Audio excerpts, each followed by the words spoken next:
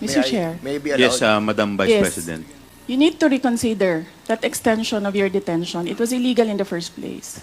You asked the President why he accepted the resignation. Do not ask due process. Mr. Chairman. Mr. Chair? Yes, Congressman Paduano.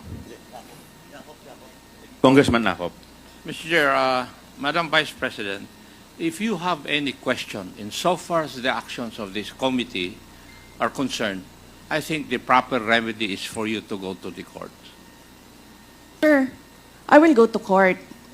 Opo, pero Oo, that is pero your... araw-araw, you are depriving a person of her liberty while I await That is precisely the point, ma'am. the... If our action of detaining your chief of staff is against the law, I think the proper remedy, and I think you're a lawyer, Yes, sir. the proper remedy is to go to the court. Sir, do you really want to show the Filipino people kung anong kaalaman ninyo sa batas?